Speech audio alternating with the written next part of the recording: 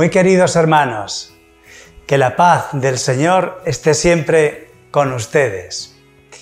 En este domingo nos acogemos a la intercesión de Santa Isabel de Portugal para que, meditando la misericordia de Dios, su alabanza llegue al confín de la tierra, porque su diestra está llena de justicia.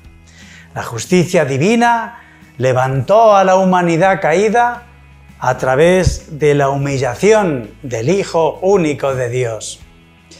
Le pedimos al Señor que conceda a los que somos fieles una santa alegría.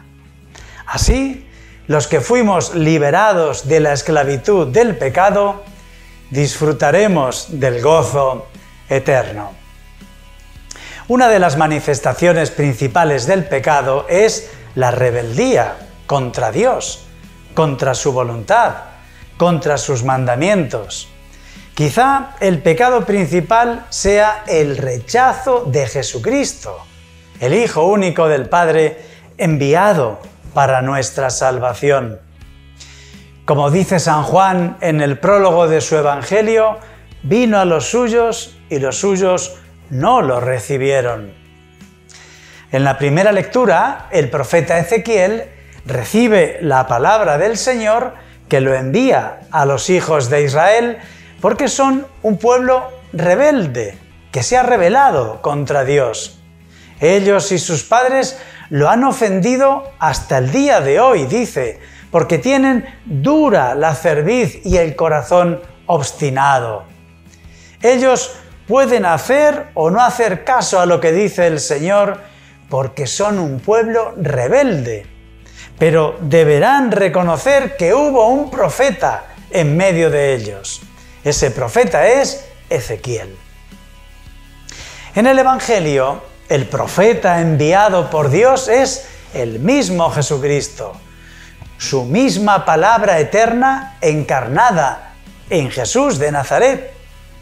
Precisamente en Nazaret, donde vivió la mayor parte de su vida humana, Jesucristo es rechazado e incluso amenazado de muerte.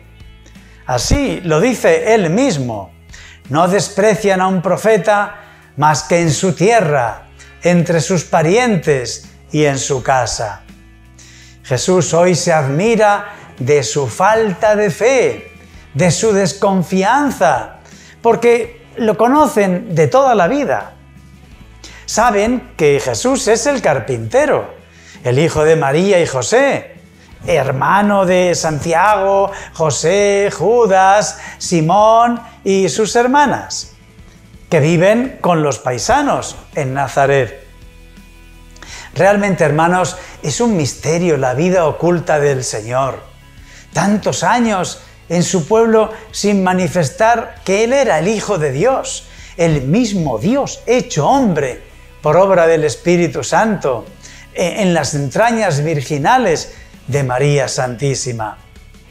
Por ello, al oír hablar de la sabiduría y autoridad con que predicaba y los milagros que Jesús estaba haciendo en Cafarnaún y en las poblaciones del mar de Galilea, no salían de su asombro y lo estaban esperando para ver si llegaba a Nazaret y les hacía alguna demostración de su saber y de su poder. Esta expectación de los habitantes de Nazaret había sido envenenada por varios de ellos, hasta el punto de que se había propagado el desprecio anticipado a su paisano. La mayoría no creía en él. El mismo Jesús se admira de su falta de fe. Esta falta de fe es la razón por la que allí no pudo hacer ningún milagro. Solo curó a algunos enfermos imponiéndoles las manos. Qué tristeza experimenta el Señor en el lugar donde ha pasado la mayor parte de su vida. Sabemos, por otros evangelistas, que un gran grupo de nazarenos empujaron a Jesús a la salida de la sinagoga hasta un barranco para intentar despeñarlo por él. Parece increíble que estuvieran dispuestos a matar a Jesús, solo por desconfianza y envidia. Hermanos, hemos de tomar conciencia del grandísimo mal que pueden hacer nuestras murmuraciones, difamaciones, calumnias, críticas destructivas y chismes. Todo ello puede ser la chispa que encienda una gran persecución y el acoso y derribo de una persona inocente. ¡Qué contraste con el Evangelio del domingo pasado! ¿Se acuerdan? La fe de la hemorroísa y de Jairo lograron esos dos milagros, pero hoy no puede hacer ninguno por su falta de fe. Es terrible, pero cierto.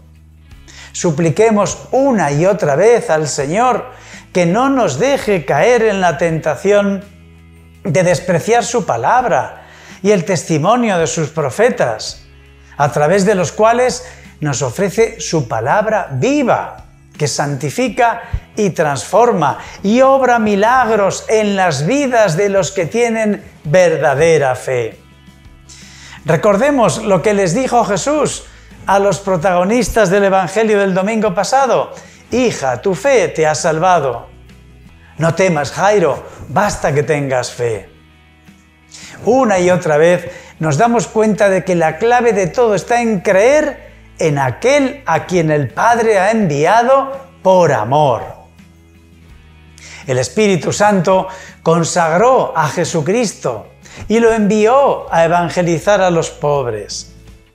Necesitamos ser pobres de espíritu, es decir, humildes y confiados en el Señor y en su palabra. Necesitamos leer y meditar cada día en profunda oración la palabra santa de Dios, para crecer y madurar en la verdadera fe. Necesitamos no solamente orar y creer, sino también poner por obra la palabra del Señor, la voluntad de nuestro Padre Celestial. Hoy en la segunda lectura, San Pablo nos da testimonio, dice él, de sus debilidades, es decir, de sus sufrimientos y cruces, insultos, privaciones, persecuciones y dificultades sufridas por Cristo. Él mismo nos confiesa que por 3 veces le pidió al Señor que lo apartase de tantos padecimientos. Pero el Señor le respondió cada vez: «Te basta mi gracia. La fuerza se realiza en la debilidad». El apóstol nos asegura, y no miente, que vivía contento en medio de sus sufrimientos. Dice al final: «Porque cuando soy débil, entonces soy fuerte». Y así es, hermanos. Jesús nunca nos prueba por encima de las fuerzas que nos da. Si nos hundimos cuando llegan las pruebas, es porque no tenemos la gracia suficiente para superarlas. Esto acontece porque cuando el Señor antes nos ha ofrecido su gracia a través de muchos medios, no siempre la acogemos y recibimos. ¿Cuántas veces el Señor ha querido convertir nuestro corazón, como el de la samaritana, en un manantial que salta hasta la vida eterna? Y nosotros hemos preferido otras cosas. Jesús pasa a nuestro lado sembrando su palabra y nosotros quizá estamos al borde del camino, distraídos, o somos terreno pedregoso, superficial, o lleno de malas hierbas, sin tierra profunda. Que nuestros ojos estén fijos en el Señor, esperando su misericordia, esperando su gracia, para que nos asista en los momentos de prueba. Así el Señor hará milagros en nuestra vida al ver nuestra fe.